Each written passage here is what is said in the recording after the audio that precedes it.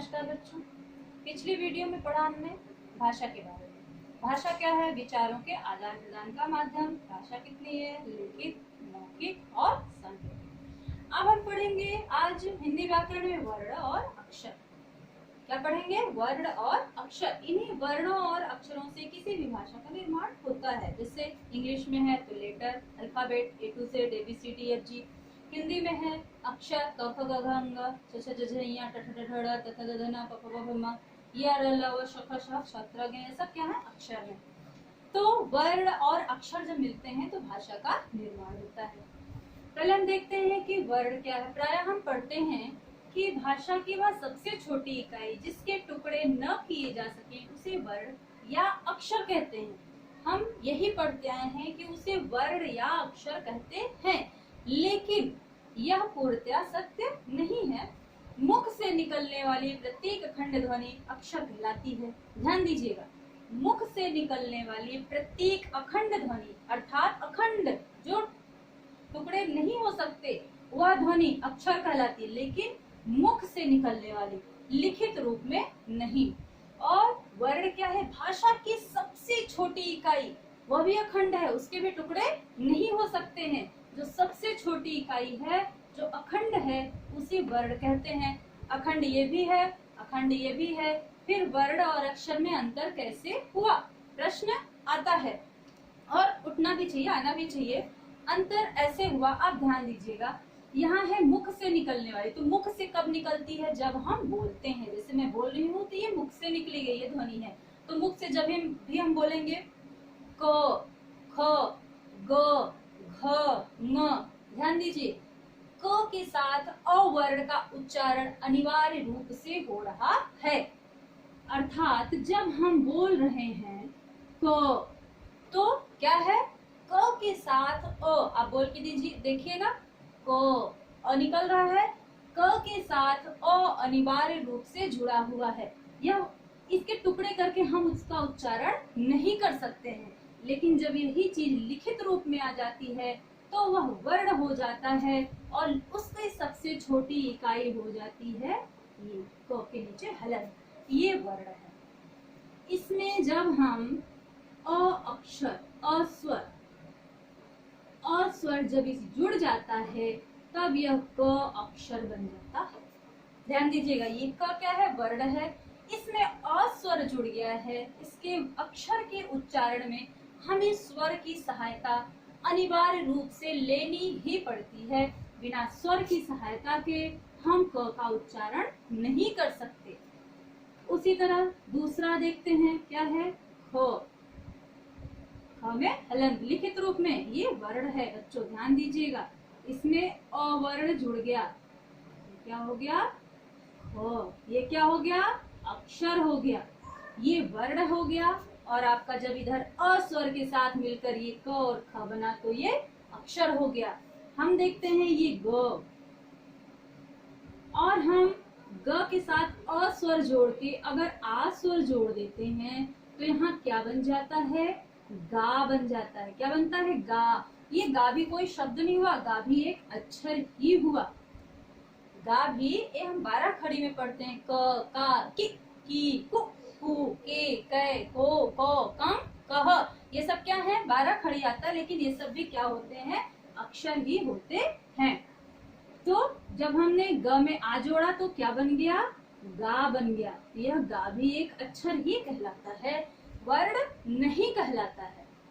तो बहुत छोटा सा अंतर है वर्ण और अक्षर में। मुख से परिभाषा जब हम लिखते हैं तो मुख से निकलने वाली प्रत्येक अखंड ध्वनि अक्षर कहलाती है।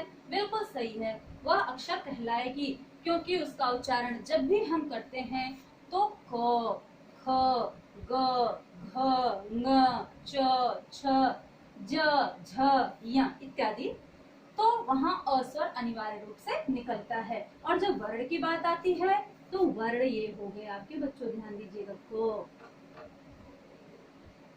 ख, ग, घ, ङ, ये आपका वर्ण हो गया। ये हलंत है तो वर्ण हो गया, हलंत नहीं है तो ये अक्षर हो गया। आप देखते हैं जब आप छोटे क्लासों में थे UKG 1 में जब पढ़ते हैं तो जब आपके टीचर होमवर्क देते हैं तो क्या देते हैं? क धन म धन ल स्कल टू बराबर।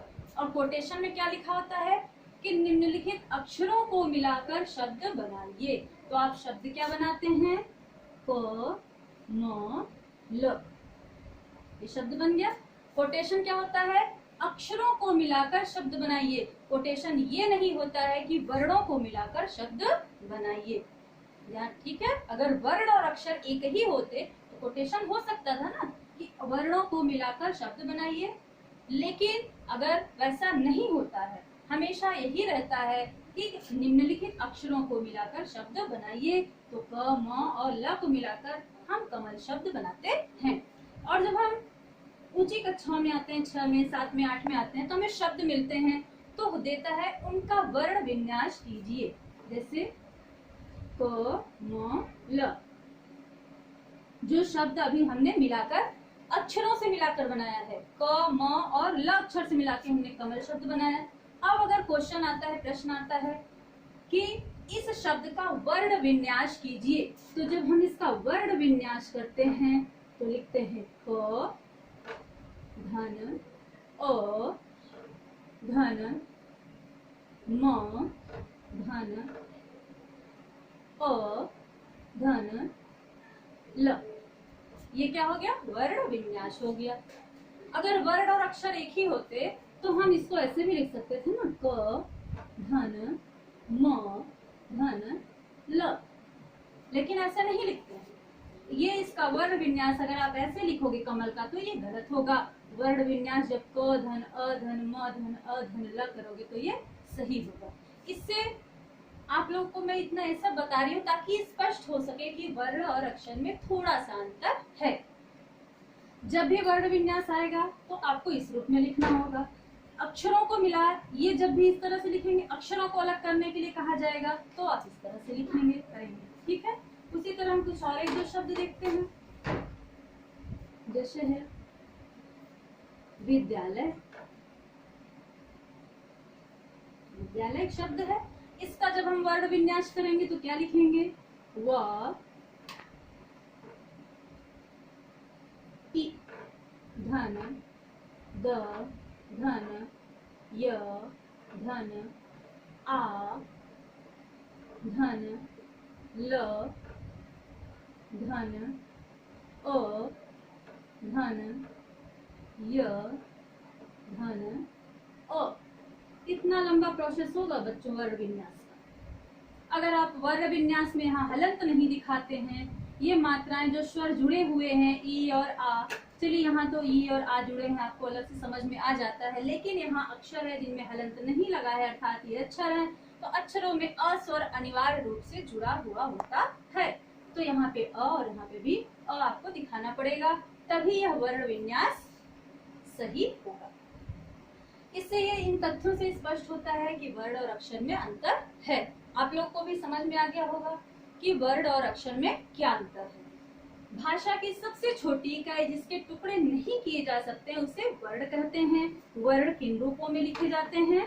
हलंत के रूपों में अक्सर लिखे जाते हैं। वर्ण, जैसे वर्ण को हम किन रूपों में लिखते हैं, ध्यान दीजिएगा। वर्ण, ये हम वर्ण लिख रहे हैं, क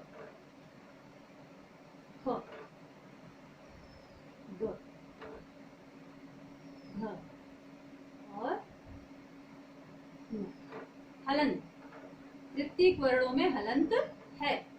और इसी को जब हम अक्षर के रूप में लिखेंगे तो कैसे लिखेंगे? क ख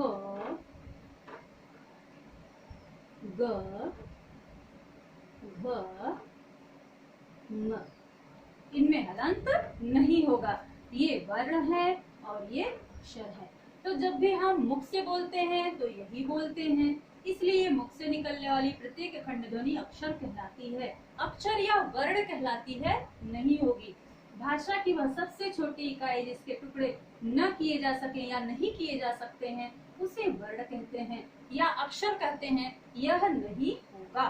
क्योंकि वर्ण भाषा की सबसे छोटी इकाई वर्ण के रूप में यही है, ये नहीं है। अक्षर छोटी इकाई नहीं है, लिखित तौर पर इसके टुकड़े हो सकते हैं। कैसे हो सकते हैं? जैसा कि मैंने बताया कि क प्लस अ मिलकर के यह क बना है, तो अर्थात इस क के तो टुकड़े हो गए, इस क के दो टुकड़े हो गए, हुए ना? इस क के दो टुकड़े हो गए, तो ये क वर्ण नहीं हुआ। इस क के टुकड़े नहीं हो सकते हैं, इसके टुकड़े नहीं हो सकते हैं, इसलिए यह वर्ण हुआ। ओके, इस क के टुकड़े हो गए। क और अ दो भागों में हमने इन्हें बांट दिया, लेकिन हम इस क को किसी भागों में नहीं बांट सकते, क्योंकि यह सबसे छोटी इकाई है। इससे छोटे रूप में हम इसे और नहीं लिख सकते, इसलिए यह वर्ण हुआ। तो आप लोगों को समझ में आया होगा भाषा अक्षर और वर्ण में छोटा सा जो डिफरेंस है, जो अंतर है, वो क्या है। ये वर्ण है और ये अक्षर है। ये अक्षर वर्ण नहीं है और वर्ण अक्षर नहीं है। प्रायः हम पढ़ते हैं, निकलने वाले मुख से निकल रहे प्रत्येक खंड ध्वनि को वर्णयाक्षर कहते हैं। भाषा की सबसे छोटी इकाई जिसके टुकड़े न किए जा सके वर्णयाक्षर कहलाते हैं, लेकिन दोनों में थोड़ा सा अंतर रहता है। ठीक है, वर्ण अक्षर नहीं है और अक्षर वर्ण नहीं है। इनमें यही अंतर है कि जो वर्ण होते हैं वो हलंत युक्त होते हैं और जो अक्षर होते हैं उनमें अ स्वर अनिवार्य रूप से जुड़ा हुआ होता है। मुख से जब हम बोलते हैं तो हमारे कंठ से अ अनिवार्य रूप से निकलता ही निकलता है, इसलिए वह अखंड हो सकता है, लेकिन लिखित तौर पे ये अक्षर अखंड नहीं है। इसके दो टुकड़े हम कर सकते हैं, जैसा मैंने आप लोगों को दिखाया। ठीक है, तो आज की वीडियो में बस इतना ही। हमने देखा वर्ण और अक्षर में अंतर। आप लोगों को वीडियो में समझ में आया होगा। क्या समझ में आया? आप लोग ध्यान से देखिएगा, 2 बार 3 बार देखिएगा, आप लोगों को समझ में आएगा। कोई भी समस्या हो तो आप कमेंट करके पूछ सकते हैं, और वीडियो को लाइक और सब्सक्राइब जरूर कीजिएगा। धन्यवाद।